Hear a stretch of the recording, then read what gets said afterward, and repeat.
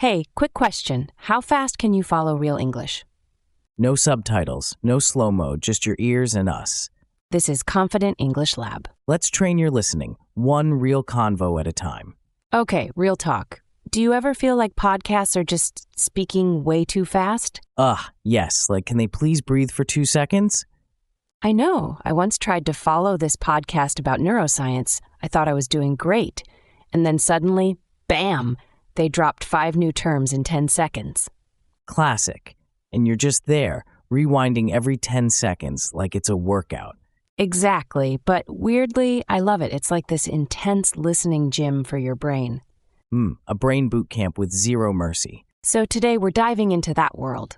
Podcasts, not the slow, clear classroom English type, but the wild, real-life kind.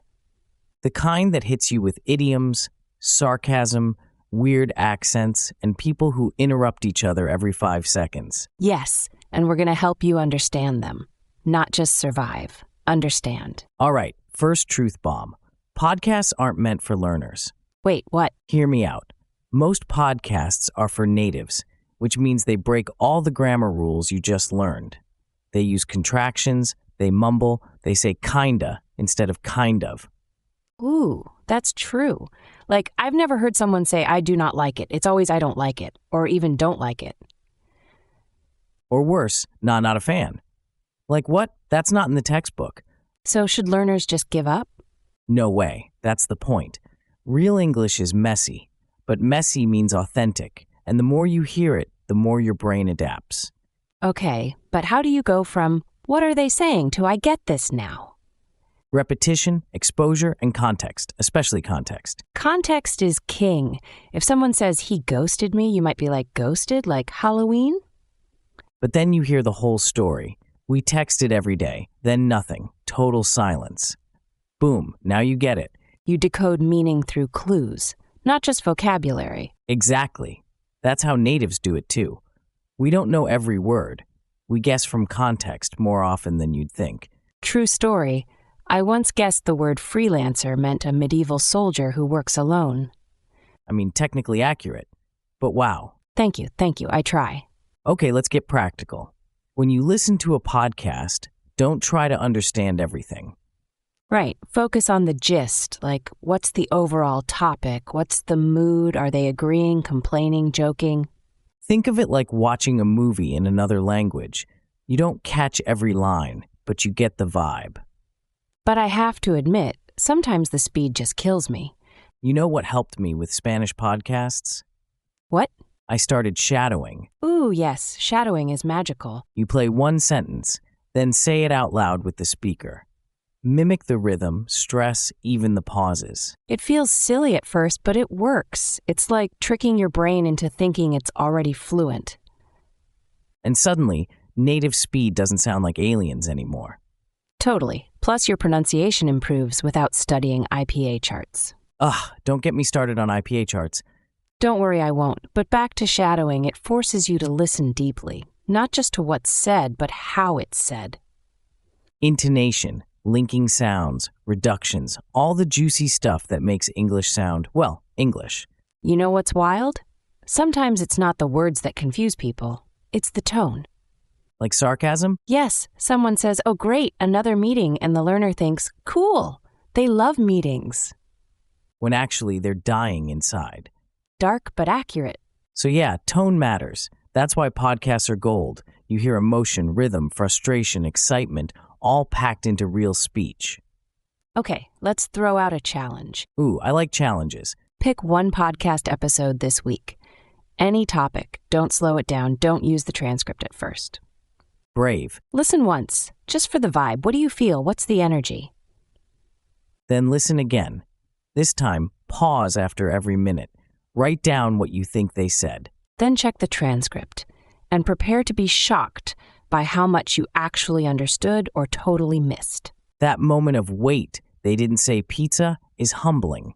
Or hilarious. But also motivating. It shows you where to grow, and that's the point, right? Grow your ears, strengthen your brain. Become a podcast ninja. Did you just say podcast ninja? Yes, trademark pending. I'm not sure if I should laugh or cringe. You can do both. But first, Are you ready for the story I'm about to tell? Should I be worried? Probably. It involves a terrible misunderstanding because of a podcast. Oh no. What did you do this time? You'll find out after this. Okay, I've got my coffee. Tell me, what did you mess up this time? So, last year I was obsessed with this crime podcast. That already sounds dangerous. No, seriously. I listened every morning. It was hosted by this guy with a super deep voice, like the kind that makes everything sound dramatic. I already know where this is going. One episode, he talked about hiding secrets, like people wear masks every day. Super intense, right? Uh-huh. Well, that same day, I met my friend's new boyfriend. We were all having dinner, and he was just quiet, not rude, just silent. Let me guess, you made it weird? I made it so weird. I leaned over and whispered to my friend, "He's totally wearing a mask." No. Yes, I thought I was being deep, like the podcast, but she thought I meant he was a liar. And she told him? She asked him right there, "Are you hiding something?" I wanted to disappear under the table. Mimi, you were trying to sound philosophical, and instead you put him in hot water. I know. And the worst part, he was just nervous because it was his first time meeting her friends. Poor guy, first impression, destroyed. Yeah, I apologized like 5 times. But since then, I've been way more careful about copying things from podcasts. That's actually such a good point. Podcasts influence the way we speak, even when we don't realize it. Right? It's like the rhythm of the sentences, the attitude, the expressions, they all sneak in. I remember after binge listening to a British podcast, I started saying bloody hell without thinking. Wait, you? Saying bloody hell? Please tell me someone filmed it. Thankfully, no, but my mom was not amused. I bet, but that's the power of audio. It's emotional, it sticks. That's why I always recommend people to listen with intention. Don't just press play and zone out. Yeah. Be an active listener. Ask yourself, what are they really saying? What's the tone? How do they shift topics? One trick I use, I write down 5 words I don't understand. Then I replay the same part and see if I can guess their meaning. Ooh, that's smart. Like training your brain to find patterns. Exactly. Plus, it's more fun than using a dictionary every 2 seconds. Totally. And sometimes it's not even the word that matters. It's how it fits the sentence. Yep. Like the word actually. It can mean so many things depending on how you say it. Actually, you're correcting someone. Actually, you just remembered something exciting. Actually, you don't believe what they said. 1 word, 3 vibes. That's why listening matters more than memorizing. I wish teachers explained that more often. Same. Memorizing definitions is helpful, but not enough. You need context, emotion, and voice. And podcasts give you all 3, free of charge. Unless they're premium, then you're broke and confused. So true. I once paid for a podcast that promised to teach slang. Turned out it was just 2 guys laughing for 40 minutes. Honestly, that's kind of educational. That's real English. Nonsense included. Yeah, but I wanted examples like, what does spill the tea mean? Not random giggling. Look, I get it. That's why I say start with topic-based podcasts. Ooh, like travel English, business chat, or daily life. Yes, that way you already know the theme. Your brain can predict what might come next. It's like giving your brain a little cheat sheet. Exactly. And the more you predict, the faster your listening improves. So, we've talked about learning from mistakes, choosing good podcasts, and listening with intention. But you haven't told them the worst part of your mask story. Do I have to? Yes. Okay. After the dinner, I texted my friend to apologize again, but I accidentally sent the message to her boyfriend. No. Yes. What did you write?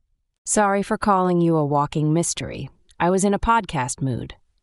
A walking mystery. I thought it sounded poetic. You're never allowed near podcasts unsupervised again. Fine, but that day I learned something huge. What? Listening is powerful, but if you don't understand the why behind the words, it can backfire. And you end up accidentally insulting your friend's boyfriend. Exactly. Well, next time, maybe just smile and nod. Or just ask questions. So how are you finding the city? Normal human behavior. What a revolutionary concept. But honestly, I still love podcasts. Of course you do. They almost destroyed your social life, and you're still loyal. What can I say? I like danger. Then you're going to love what I have to say in the next part. What is it? Let's just say I completely disagree with everything you just said. Oh no, this is going to get spicy, isn't it? Buckle up. Okay, I've been quiet long enough. It's time I say it. Uh-oh, here we go. Podcasts are not always the best tool for English learners. Excuse me? You're the one who told me to shadow every day. I did, and I meant it. But for some learners, podcasts cause more confusion than progress. You're joking. Not at all. Think about it. No visuals, no pauses, no interaction. You just sit there, listening to voices in the dark. That's exactly why it works. It forces your brain to focus. Or it overwhelms your brain and you give up after 10 minutes. Okay, that happens sometimes. But only if you choose the wrong podcast. Even the right podcast can be frustrating. If you're not ready, it feels like drowning in words. But isn't that how we learn? I mean, think of babies. They hear everything first, then they speak. Yeah, but babies don't get homework or exams. Adults feel pressure. If they don't understand, they blame themselves. Fair point. So here's what I think. Podcasts should be supplements, not the main course. Supplements like vitamins. Exactly, useful, but not enough on their own. So you're saying listen to podcasts, but also study the structure? Yep, break it down. Ask questions. Why did they use that tense? Why that phrase? That's a lot of thinking for something I play during breakfast. True. But if you're just passively listening, your progress will be super slow. Okay, let me play devil's advocate.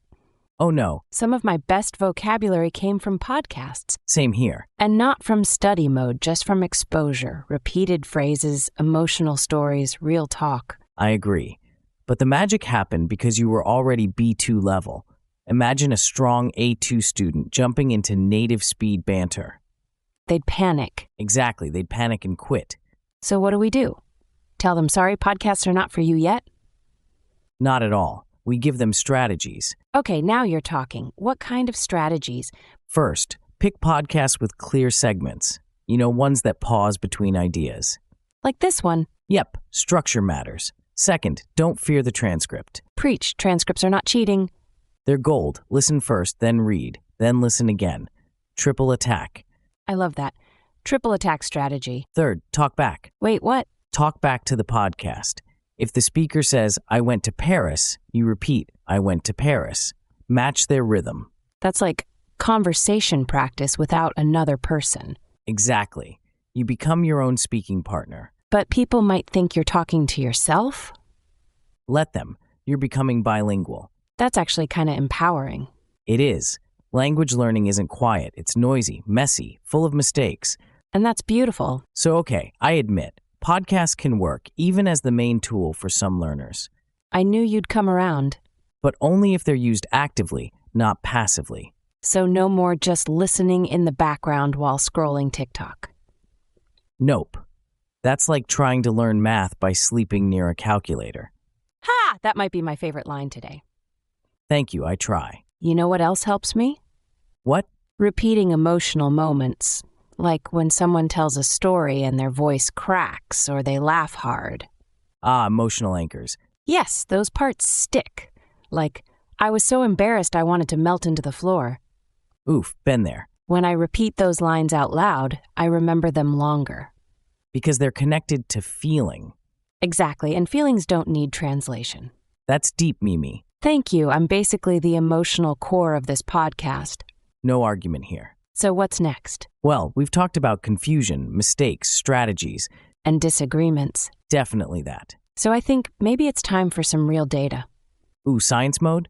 Yep, I tried something last week. I listened to the same podcast episode 5 days in a row. Same one? Yes. Day 1, I understood maybe 60%. Day 5, I could predict the next sentence before they said it. Whoa. Repetition works. You just need patience. And time, and probably snacks. Always snacks. That reminds me, I have a challenge for you. Uh-oh, what is it? Take one podcast. Any podcast. Turn it into your script. Meaning? Write it down. Pause it. Repeat it. Act it out. Become the speaker. That sounds terrifying. Good, fear means growth. Are you trying to be my motivational coach now? Maybe. Did it work? A little bit. I might actually do it. Then we'll talk next episode about how it went. Unless I run away to a quiet forest with no internet. Tempting, but you'll be back. Why? Because you love real English. And because I'm going to share something next time that even you won't see coming. Oh boy, what are you hiding? You'll find out soon enough. Okay, I've been thinking about what you said. Oh, which part? The idea that podcasts can't be the only method. And you're right. They shouldn't be the only thing. But for some people, they're the first thing that ever felt real. That's fair. Like textbooks gave me rules, but podcasts gave me voices. Wow, that's a solid line. Thanks, I'm practicing for my TED Talk. I'll buy front row seats. But yeah, voices teach more than just words. Exactly, they teach timing, emotion, when to pause, when to interrupt. And when to just stay silent. Silence matters too. You ever notice how in real conversations sometimes the silence says more than the words? Yep, especially when someone's thinking or holding back something. Like now? What do you mean? I feel like you're holding back a story. You said last time you'd surprise me today? Oh, that? Don't play innocent. Spill it. Okay, here goes. You know how we always talk about learning English? Pretty much all day, every day. Well, I used to fake my English level. Wait, what? Yeah, I was B1 at best, but I said I was C1. I even applied for jobs that needed fluent English. No way. And the first time I had to speak on a call, I froze. Completely. Oof, what happened? I said maybe 10 words. Then I pretended my microphone stopped working. Oh no. I panicked. I felt like a fraud. But you know what saved me? Tell me. A podcast. Seriously? Yep. I found this podcast where two people just chatted about random topics. Food, movies, life. And every day I'd listen, repeat, shadow, until I could actually join a conversation. That's wow. So yeah, I still stand by what I said. Podcasts alone aren't enough, but sometimes they're exactly what you need to start. That story just changed everything. I hope so. Because that's the thing we forget. Every learner has a different story, a different reason. And a different path. Some people need grammar books, others need Netflix, but some just need to hear people talking without pressure. Without judgment. Without a teacher correcting every little thing. Just voices, real ones with laughter, mistakes, weird jokes, and all. That's why we do this, right? Yeah, so people don't feel alone in their learning. So they can train their ears to lead the way. And so they can feel brave enough to speak even when they don't feel ready. Speaking of brave, I listened to your advice. Which one? The turn a podcast into a script thing. Wait, you tried that? I did, and I discovered something wild. What? The episode I listened to, I had already heard it 3 months ago. And you didn't realize? Not until the third sentence. Back then, I understood maybe 20%. And this time? Almost everything. Whoa. That moment made me feel proud. Like all those hours of listening actually meant something. Because they do. That's why I'll never stop recommending podcasts. Even if they're chaotic, fast, and full of slang? Especially because of that. You know what I realized today? What? Understanding real English isn't about being perfect. It's about being curious. Yes, curious enough to keep listening, even when it's hard. Curious enough to laugh at yourself, to rewind 10 times, to whisper weird phrases in the shower. You do that? Don't act like you don't. Okay, fine, guilty. So listeners, if you're out there struggling to follow, feeling lost, don't stop. Keep going. Rewind, repeat, talk back to your podcast. You're not broken, you're just training. And we've got your back. Every step of the way. This has been one of my favorite episodes. Mine too. You want to do the honors? With pleasure. And just like that, I see it differently now. Same. I think I learned something today from you. You're welcome. You've been listening to Confident English Lab. Where your ears learn to lead.